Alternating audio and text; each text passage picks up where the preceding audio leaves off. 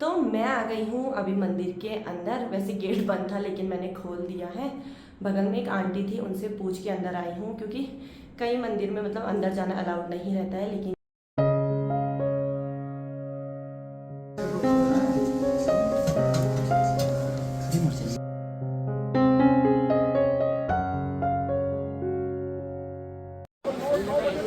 कैसे हो? कैसे हो? ठीक हो? आएगा, मौसी को दिखाओ थोड़ा। मौसी को दिखाओ बुलेट कैसे चलाओगे। तो यहाँ हमारी बुलेट चल चुकी है। चलो। हेलो जी, जय बद्री विशाल, सत श्री अकाल, नमस्ते, प्रणाम आप सभी को। मैं अवंतिका आप सभी का स्वागत करती हूँ देवभूमि उत्तराखंड के 4 धामों में से एक बद्रीनाथ धाम से। और आज के ब्लॉग की शुरुआत हो रही है दुकान में से। और अभी टाइम हो गया है, मतलब सुबह के 9 तो बज गए हैं और मैं बना रही हूँ दुकान में ही माला। सुबह घर में ब्लॉग बनाने का आज मुझे टाइम नहीं लगा, थोड़ा सुबह में थोड़ा सा मूड अपसेट हो गया था।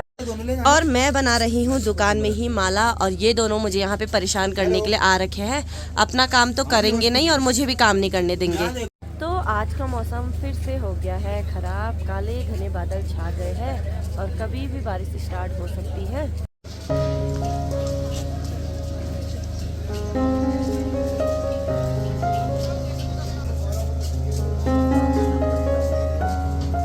वैसे तो दिन के टाइम पे मैं रोजाना ही घर पे खाना खाने के लिए जाती हूँ, लेकिन आज मम्मी लोग कहीं जा रखे हैं तो मैं आई हूँ नाग नागिन की तरफ घूमने के लिए। तो आप लोगों को जो नाग नागिन की मतलब स्टोरी है वो भी बताऊंगी और ये भी दिखाऊंगी कि मंदिर से मतलब 1-2 किलोमीटर तक इतनी लंबी लाइन लगी हुई रहती है और सभी श्रद्धालु भक्त घंटों लाइन पे लगने के बाद भगवान जी के दर्शन करते हैं। तो ये लाइन पता नहीं कब ख़त्म होगी, क्योंकि मैं लगभग मतलब मंदिर से आधा 1 किलोमीटर दूर तो आ गई हूँ और अभी भी लंबी सी लाइन लगी हुई है।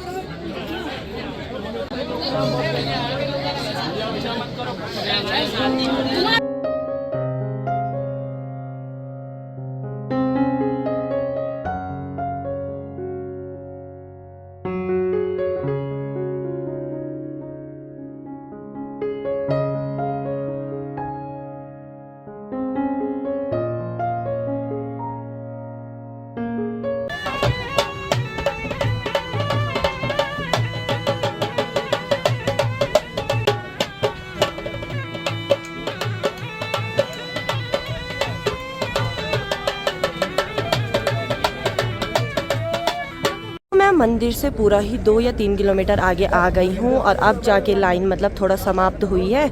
और यहाँ से आगे है नागिन का मंदिर, तो आप लोगों को वो भी दिखाती हूँ। तो मंदिर से मैं बहुत आगे आ गई हूँ और अभी इस साइड मतलब बिल्कुल भी भीड़ भाड़ है नहीं, क्योंकि लाइन मैंने बहुत पीछे छोड़ दी है और हल्की सी बारिश भी स्टार्ट हो गई है। और इस साइड का दृश्य भी इतना प्यारा सा है, मतलब खाली एकदम सुकून भरा, सामने पे माड़ा रोड। और जब हम लोग तुलसी लेने के लिए जंगल जाते थे, मतलब पिछली बारी तक तो मैं तुलसी लेने जाती थी, लेकिन इस बारी तो नहीं जा सकती हूँ। तो इतने ऊपर ऊपर जो जंगल है, यहाँ ऊपर तक जाना पड़ता था, यहाँ ऊपर तुलसी मिलती है।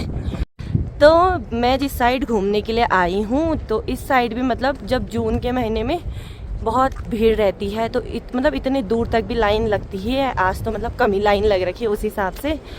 और इस साइड भी मतलब आपको टेंट वगैरह, होम स्टे वगैरह मिल जाएंगे और इनका रेंट बहुत अच्छा है। मैंने पूछा, अगर आप सिंगल आ रहे हो तो 200-300 में आप लोगों को, मतलब सिंगल हो तो 200-300 में टेंट मिल जाएगा एक दिन के लिए, और अगर विद फैमिली हो तो 500 रुपये। तो मतलब मुझे इस साइड का ठीक लगा, क्योंकि दूसरी साइड जिस साइड मैं रहती हूँ मार्केट साइड, वहाँ थोड़ा सा मतलब थोड़ा बजट ज़्यादा हो जाता है ना।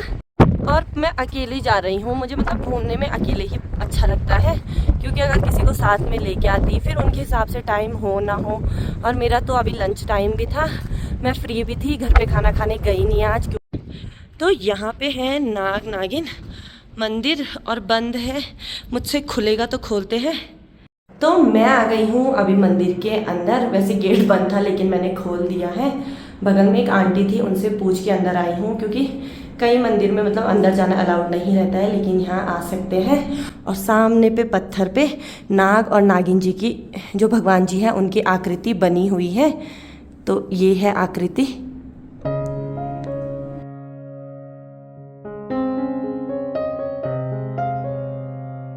और और यहाँ की स्टोरी कुछ ऐसी है कि जब भगवान बद्री विशाल यहाँ तपस्या करने के लिए आए थे तो उनकी जो माता है वो थोड़ा चिंतित हो गई थी। और फिर भगवान जी ने अपनी माता को वचन दिया था कि मैं आपसे मतलब साल में एक दिन मिलने ज़रूर आऊँगा।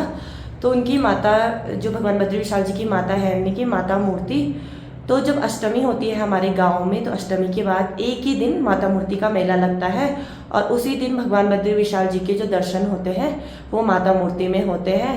लेकिन जब भगवान जी तपस्या करने के लिए बद्रिकाश्रम यानी कि बद्रीनाथ में आए थे तो उनकी माता जी ने चिंतित होकर उनके पीछे नाग और नागिन का जो जोड़ा भेजा था। लेकिन भगवान जी को लगा कि मेरी तपस्या में कोई विघ्न ना आए, तो इसलिए भगवान जी ने नाग और नागिन के जोड़े को मतलब पत्थर का बना दिया था। और बद्रीनाथ जो है वो सांप रहित भूमि है, क्योंकि सांपों को यहाँ अभिशाप मिला था, इसलिए बद्रीनाथ में सांप होते ही नहीं हैं और ना ही देखने को मिलते हैं। और मंदिर से थोड़ा ही यानी कि 2 या 3 किलोमीटर पे की दूरी पे माता मूर्ति जी का मंदिर है। लेकिन आज हम वहाँ नहीं जा सकते हैं क्योंकि अभी तो मंदिर भी बंद होगा।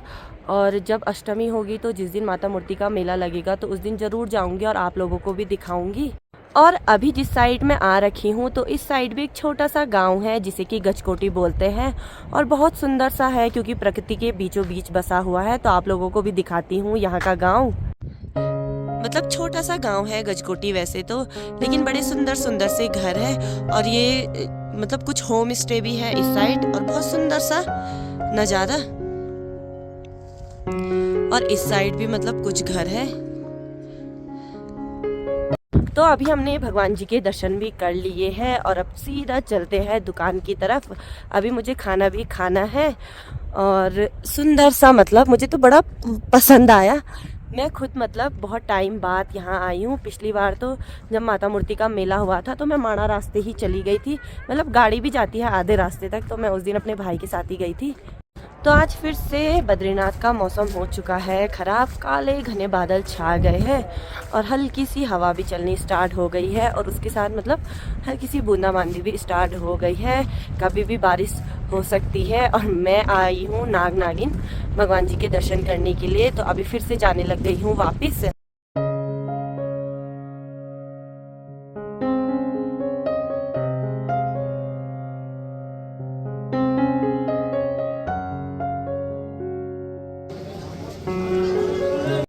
गजकोटी से आ गई हूँ मैं वापस और अब जा रही हूँ खाना खाने के लिए, वो भी अपनी जीजू के साथ। आज तक मतलब मैं ऐसा बाहर खाती नहीं हूँ लेकिन आज तो खाना ही पड़ेगा।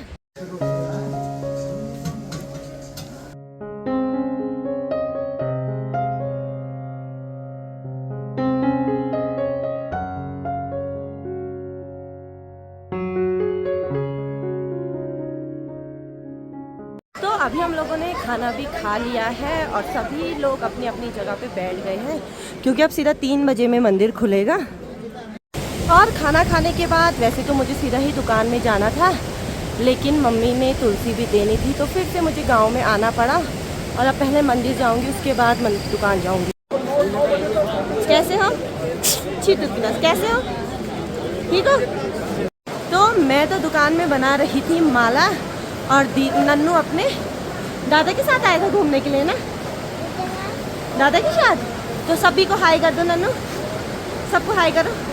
और जब भी नन्नू मुझसे मिलता है तो मुझे इतनी खुशी होती है, मतलब मेरी खुशी का कोई ठिकाना ही नहीं रहता है। और अब ये थोड़ी देर मेरे साथ मेरी दुकान में ही रहेगा, फिर जब दीदी आएगी तो दीदी के साथ जाएगा घर। चलो चले, मौसी को हाथी दो, चलो फिर चलो। हाँ जी नन्नू हाय करो। हाँ नन्नू बुलेट कैसे चलाएगा मौसी को दिखाओ, थोड़ा मौसी को दिखाओ बुलेट कैसे चलाओगे। तो यहाँ हमारी बुलेट चल चुकी है। चलो फिर से बाय करो, bye, love you, bye bye Kareena. तो रात के 8 बज चुके हैं और मैं जाने लग गई हूँ घर। और बद्रीनाथ में अभी फिर से हल्की सी बूंदाबांदी स्टार्ट हो गई है और मैं जा रही हूँ अपने भाई के साथ। तो सामने पे मेरा भाई मेरे को लेने के लिए आ रखा है ना, बहुत ही बिजी हो गया।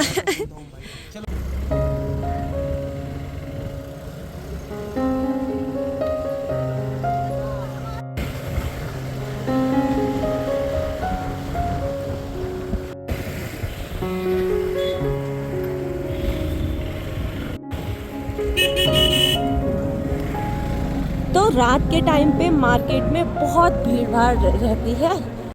तो मैं आ गई थी घर पे और खाना भी बन गया है।